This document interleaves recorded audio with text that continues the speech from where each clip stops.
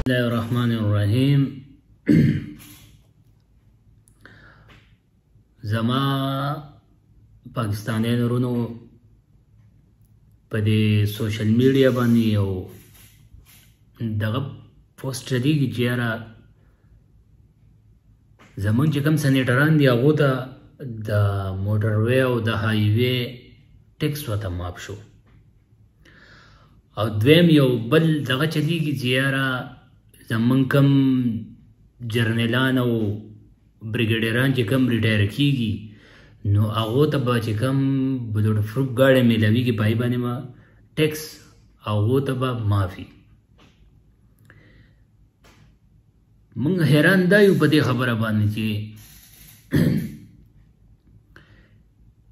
چې داسې خلکو ته ټیکس معاف کیږي نو بیا غریب خلکو ته ولې نه معاف کیږي؟ چې غریباران خلک به راځي هغه به په موټروی باندې په نیشنل هایوی باندې یا په هایوی باندې به ټیکس ورکوي او دا خلک به یې نه ورکوي. اول خو په دې خلکو باندې فرض دی ځکه چې دا خلک په کار دی سینیټران دي دو دغه ورکوي دا ټیکس په دو باندې خو مکمل لازمي کول پکار دي چې دو به لازمي دا ټیکس ورکوي. دویم د کم د ګاډو د خبر روا ده بلوډ ګاډو چې یاره دا به دغه کېږي دا دو ته به ټیکس معافي.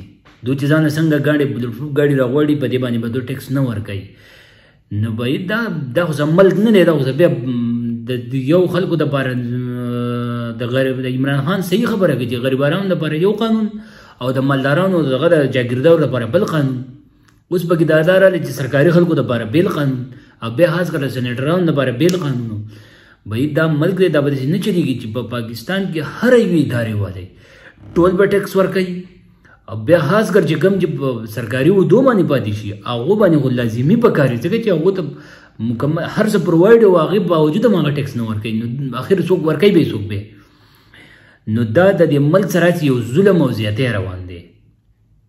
دې له بیا دې حکومت دا کوم حکومت چې راغلی دی امپورټډ حکومت عمران خان ورته امپورټډ حکومت وایي دا پکار دی چې یار په دې خبره باندې خو دغه ولې ایکشن ته هم چې د ما سره زهرو د خوړلو پیسې نشته، د زهرو د ایستلو او د خوړلو پیسې نشته دی، بیا هم بهر ملکونو ته چغې وهي چې ماله قرض راکړه او هر ملک ته دې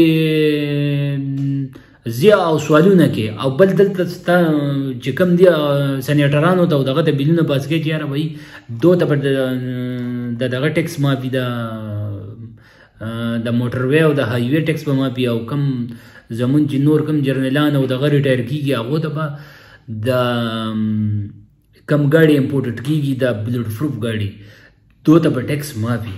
نو دا کم یو قانون دی بیا د بګي به ټولو خلکو ته دې معاف کړی شي. دا ملک یوازې سره دې خلکو نه نه سینیټران نه نه یوازې د نورو خلکو دی. زمونږ بیا د عدالت چې پکې دونه د عمران خان په دغه کې دونه انټرسټ رایستو په حکومت کې په رولینګ چې هغه حکومت ختم کو او د پکې بیا د حکومت ول رامونې کو نو به په دې ځینو بیلونو باندې زموږ سپریم کورټ ته دغه دا چې په دې دا کم ناجایز بیلونه راځي په دې باندې خو ته په خپل باندې یک نه لساله څوک تاسو نشي کولای. ته یو ځان ته یو آزاد عدلیه وي نو په کار چې ستاسو څوک تاسو یو میاشت لپاره خو صرف دا بیل منې کوه چې به تر ول بیل کې دا تسلی کړي دي.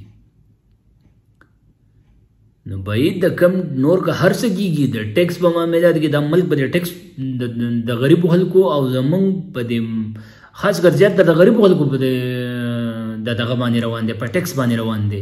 او چې کوم سینیټران دي او دغه سینیټران دغه ته سرکاري پیسې میلاوي تنخواګانې هر څه ورته سرکار پرووایډ کوي او چې دوی به ټیکس هم نه ورکوي نو څه به کوي؟ بل یو سړی ټول عمر 60 سالې په دغه کې تېر کړي په یو اداره کې او هغه راځي بیا ځانه بلوډ پروف ګاډی راغواړي او هغه ته بیا ته ټیکس معاف کوي نو دا خو نه کېږي وروره. بیا چې معاف کوي بیا به ټولو ته معاف کوئ. یوازې غټو خلکو ته معاف کولو ضرورت نه شي چې یاره وایي دا راځي او غټو خلکو ته صرف معاف کېږي. دا د دې ملک سره د دې خلکو سره غریب عوام سره ډېر غټ زیاتی روان دی. والسلام.